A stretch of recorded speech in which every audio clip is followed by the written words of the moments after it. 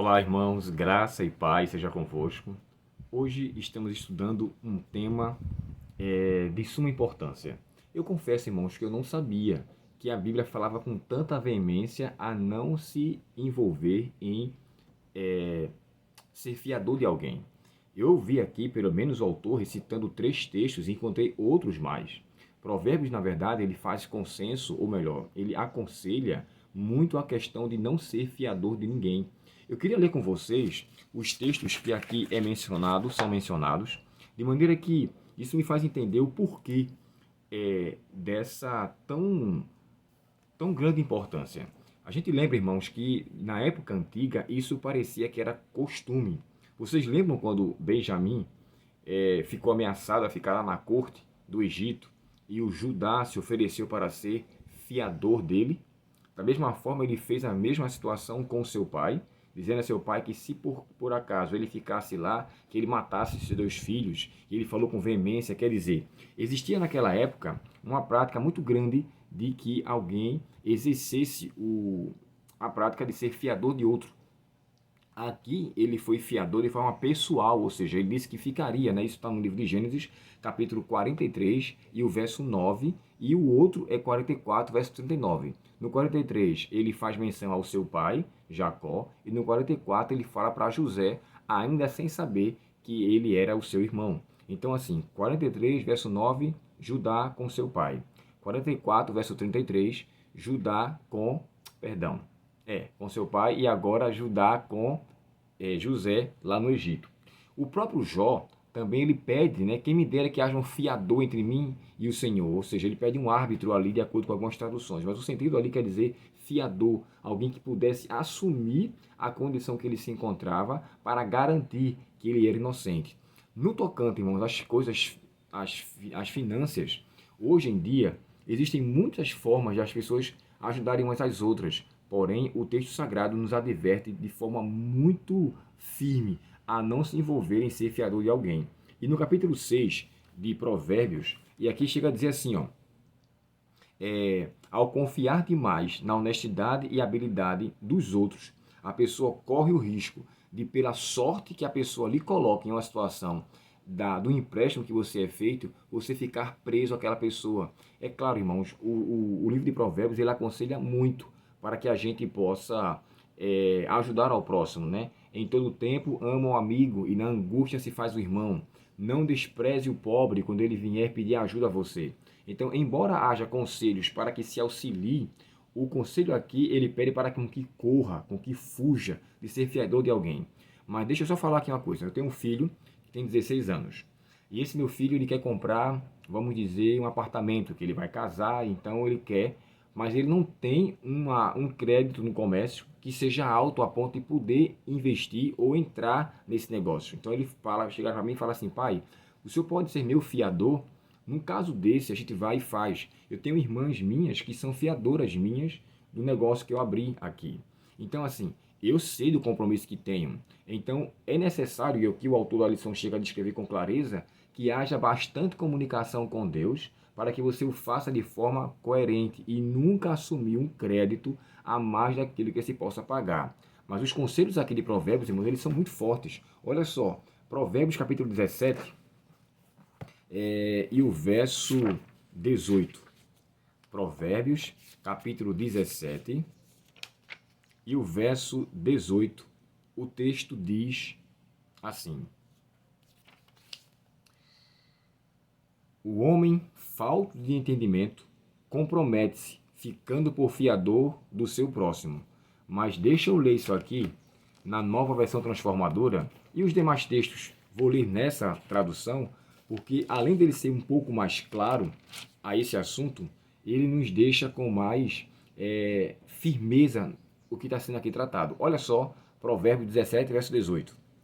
É falta de juízo dar garantia pela vida de alguém ou aceitar ser fiador de um amigo. Olha o capítulo 11 e o verso 15 de Provérbios também. 11, verso 15 diz assim: quem aceita ser fiador terá problemas. Quem evita esse compromisso está seguro.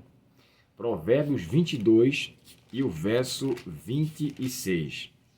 Na mesma tradução diz assim: não te comprometas a garantir a dívida de outro, nem aceite servir de fiador. Verso 27. Se você não tiver como pagar a dívida, até a cama em que dorme será tomada. Observe que isso aqui foi Salomão que falou. Ou seja, era um momento onde ele, embora tivesse tanta coisa, ele aconselha para com que não entre nesse negócio. E aqui é um ponto que é de suma importância. Existem pessoas, irmãos, que fazem empréstimos ou pede algo para alguém, não só nos bancos, mas pede alguém, faz um empréstimo para entrar em um negócio que aos seus olhos é vantajoso. Quantas empresas no passado fizeram ali o seu, como é que se diz assim, as suas propostas mirabolantes, como Telex Free, Piplis, e tinha tantas outras aí, que você investia, exemplo, R$ 20 numa empresa e você lucraria mensalmente 3 vezes mais aquilo ali. Qual é o banco que dá uma taxa de juros tão alta desse aspecto? Não existe essa possibilidade, mas muitos foram enredados, perderam muito dinheiro. Gente da igreja que eu conheço, muitas pessoas que são adventistas, entraram nesses ramos e perderam ali seus dinheiros, ficaram extremamente aterrorizados quando até então se envolveram nessa situação. Hoje, o maior conselho é não se envolva em dívidas nesse aspecto e não vá correr atrás demais do dinheiro. E aqui Paulo aconselha, né, para com que a gente não corramos atrás disso. Aí ele chega a dizer que o amor ao dinheiro é a raiz de toda espécie de males. Por quê? Por dinheiro, irmãos, lamentavelmente se mente, por dinheiro se trai umas às outras, por dinheiro se adultera umas às outras, por dinheiro se causa uma desonestidade onde a raiz dele desencaminha outros desacertos, ou melhor, outros acertos, causando assim um desacerto. E geralmente, quem se envolve nesse emaranhado, com certeza, é triste eu falar isso, não tem uma vida estruturada diante de Deus. Eu falo o seguinte, entrar em questão de jogos, de apostas, agora mesmo existe aposta de tudo que é jogo, qualquer jogo, vôlei, basquete, boxe, UFC, enfim, qualquer tipo de esporte você pode apostar.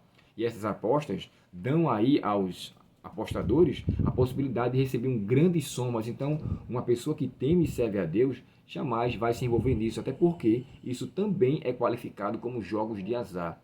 Jogos onde, na verdade, traz atração aos olhos, mas não traz edificação ou não traz uma construção digna para o coração. O ideal, na verdade, é você viver sossegado com aquilo que se tem. E mais uma vez, irmãos, eu gostaria de ler com vocês essa lição de 2000.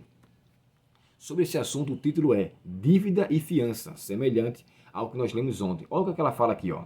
Fiador é a pessoa que se tornou legalmente responsável pela dívida de outra, responsável por um pagamento garantido, ainda que tenha que tirar do próprio bolso. Embora devamos levar as cargas uns dos outros, o Senhor não espera que sejamos responsáveis pela tolice de outra pessoa. Então aqui, o autor dessa lição de 2000, ele atribui que ao alguém se envolver nessa situação, ela está sendo tola. E pelo fato de sua tolice, você não deve se responsabilizar pela tolice da mesma. Quando se existia, irmãos, naquela época, empréstimos ou coisa do tipo, alguém estava devendo, geralmente se pagava com trabalhos e às vezes eram vendidos à família como escravos. Lembra-se daquela parábola do capítulo 18 de Mateus? A parábola do servo incompassivo ou do credor incompassivo?